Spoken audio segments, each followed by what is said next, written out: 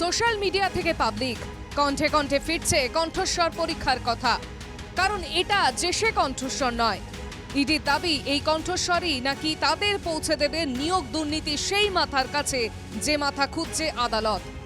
বোঝা যাবে কার বা কাদের অঙ্গুলি হেলনে হাজার হাজার চাকরি প্রার্থীকে রাস্তায় বসিয়ে এত বড় দুর্নীতি সংগঠিত হয়েছে। 2023-এর মে মাস থেকে এই কণ্ঠস্বর নিয়ে দৌড় শুরু হয় ইডির, যার জবনিকা পতন হল 2রা জানুয়ারি 2024 সালে।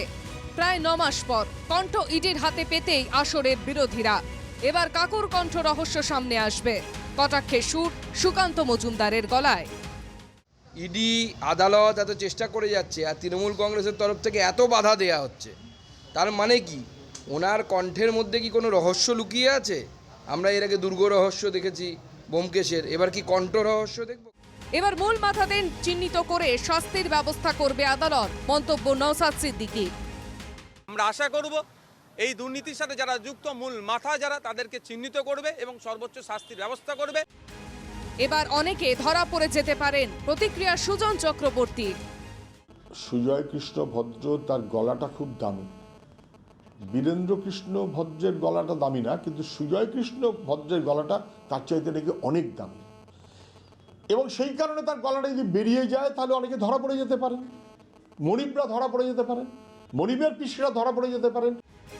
তৃণমূলের বিরুদ্ধে গল্প তৈরির চেষ্টা চলছে, কাকুর কণ্ঠ পরীক্ষা নিয়ে পাল্টা তোপ তৃণমূলের।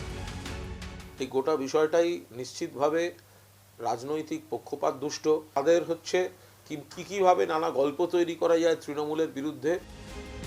পরীক্ষার জন্য বাধ্য হয়ে কণ্ঠস্বর দেওয়ার পর চাপে কাকু। যে কাকু বলেছিলেন তার সাহেবকে কেউ ছুঁতে পারবেন না, সেই প্রতিশ্রুতি রক্ষায় কালীঘাটের কাকু কি এখনো হাল ছাড়ছেন না? তাই কি ফের আদালতের দ্বারস্থ হলেন সুজয় কৃষ্ণ ভদ্র? কালীঘাটের কাকুর গলার স্বরের নমুনা সংগ্রহের পর এবার তার বিশ্লেষণ করবেন ফরেনসিক বিশেষজ্ঞরা। Bureau report, NKTV Bangla.